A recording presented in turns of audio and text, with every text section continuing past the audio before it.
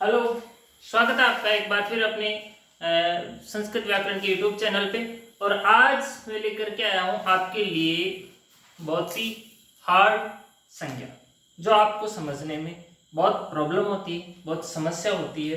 तो उस चीज़ को हम समझाने वाले हैं आपको बहुत ही इजी वे में, और मुझे आशा है कि उसको समझाने के बाद में आपको उससे संबंधित कोई समस्या नहीं रहेगी, वो चीज़ आपको आसानी से समझ में आ जाएगी। और वो संज्ञा है अपनी अप्रिक्त संज्ञा। अप्रिक्त संज्ञा, अप्रिक्त संज्ञा। नाम थोड़ा हार्ड है, काम भी थोड़ा हार्ड है, समझ में भी थोड़ी थोड़ी हार्ड ही आएगी, लेकिन समझ में आ जाएगी, मुझे विश्वास है। अप्रिक्त संज्ञा नाम याद कर लेंगे, ठीक है। अप्रिक्त संज्ञा सबसे पहले तो हमारे लिए मोस्ट इंपॉर्टेंट जो होता है वो प्रश्न ऐसा पूछा जा सकता है परीक्षा में कि अप्रिक्त संज्ञा कौन से सूत्र से होती है, ठीक है। गी संज्ञा कौन से सूत्र से होती है, उपदा संज्ञा कौन से सूत्र से होती है, नदी संज्ञा कौन से सूत्र से होती है। तो सूत्र तो हमें कंफर्म याद रखना ही है कि अप्रिक्त संज्ञा कौन से सूत्र से होती है। और यहाँ पे सूत्र लिखा हुआ है इसका, अप्रिक्त संज्ञा होती है तो सबसे पहले अप्रिक्त एक आल प्रत्यय, ठीक है। जैसे ही हम सूत्र का पोस्टमार्टम करेंगे ना, सब अप्रिक्त संज्ञा अपने को वहीं पे समझ में आ जाएगी, वृद्धि की जरूरत ही नहीं पड़ेगी, मैं आपको कह रहा हूँ, ठीक है। तो चलो पोस्टमार्टम करते हैं, इसका पदच्छेद कर देते हैं। इसका अभी पता चल जाएगा, जरूरत नहीं है पदच्छेद करने की, यहाँ पे हो रखा है पहले से ही। अप्रिक्त तो संज्ञा है ही, ठीक है, इसको तो यहाँ पे समझने की जरूरत ही नहीं है कि अप्रिक्त तो वैसा संज्ञा, इसको तो क्या समझेंगे आप तो आगे समझाइए। चलो आगे चलते हैं अपन। यहाँ पे एक अल और फिर है प्रत्यय। अब जो यहाँ पे मोस्ट चीज है अपने को समझने वाली वो है यहाँ पर अल। क्या चीज है यहाँ पे समझने आया अपने को, अ और ल।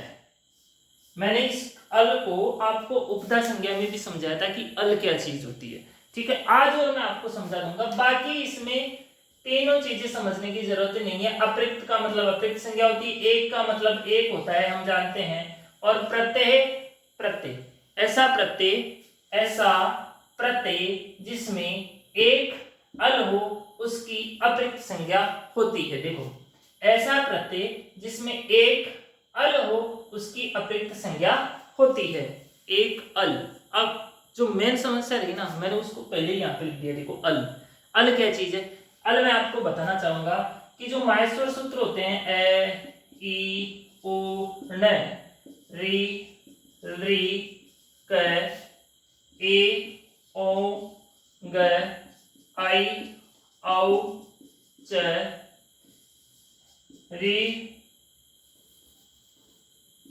ह य व र ट, लं य म ग न न म, ज भ य घ ड दश, ज ब ग ड दश,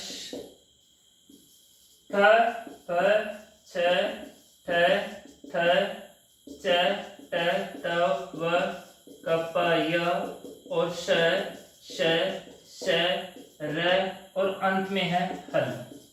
देखो अल एक प्रत्याहार है। ये क्या है, प्रत्याहार। जो प्रत्याहार होते हैं ना उसमें ऐसे लेकर के ल तक का वर्ण गिना जाता है। तो यहाँ पर जो अ है वो इस अ से लेकर के इस ल तक का वर्ण गिना जाएगा, मतलब कि ये सारे वर्ण अल प्रत्याहार में आ जाते हैं। और अल प्रत्याहार का कोई सा भी अल, ऐसा प्रत्यय जिसके अंदर सिर्फ इनमें से एक ही अक्षर हो, एक अल मतलब इनमें से कोई भी एक ही अक्षर हो, उसकी अप्रिक्त संज्ञा यहाँ पर होती है। जैसे मैं आपको बता दूं यहाँ पे कि यहाँ पर अपन जैसे प्रथमा एक वचन में प्रत्यय करते हैं सु।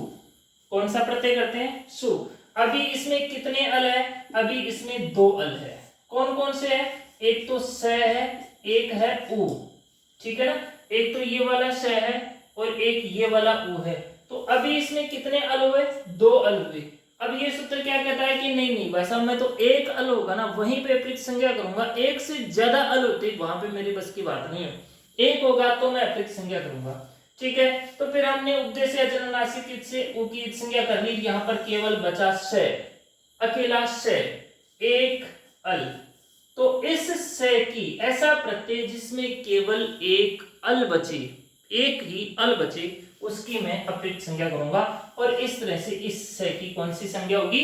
अपिक्त संज्ञा होगी। ठीक है, अब हम इसका अर्थ लिख सकते हैं कि एक अल वाले प्रत्यय की अपिक्त संज्ञा होती है। ठीक है, एक अल वाले प्रत्यय की अपिक्त संज्ञा होती है।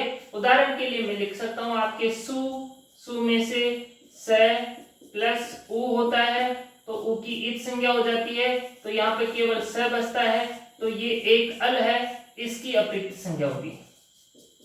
ठीक है, तो ये था अपना आज की संज्ञा प्रकरण का संज्ञा अपिक्त संज्ञा वाला सूत्र, और संज्ञा करने वाला सूत्र है अपिक्त एकाल प्रत्यय। सूत्र से समझ में आ रहा है अपने को, ज्यादा दिक्कत नहीं आ रही है। अब एकाल प्रत्यय अपिक्त संज्ञा सात, एक अल वाला जो प्रत्यय होता है उसकी अपिक्त संज्ञा होती है। और भी मैं बता सकता हूं आपको, जैसे कि हम टा प्रत्यय करते हैं, ट की इत संज्ञा करते हैं, और यहाँ पे केवल आ बचता है, तो ये एक अल है, इसकी भी अपिक्त संज्ञा यहाँ पर होती है।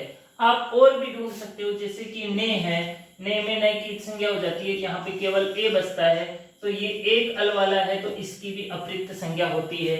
जैसे कि नी होगा, नी में न की इत संज्ञा हो जाएगी, ई बचेगा, तो ये भी एक अल वाला प्रत्यय है। जैसे कि सु के बाद में औ आता है, तो ये औ भी एक अल वाला प्रत्यय है, तो इसकी भी एक अल है, तो अपिक्त संज्ञा यहाँ पर हो जाएगी।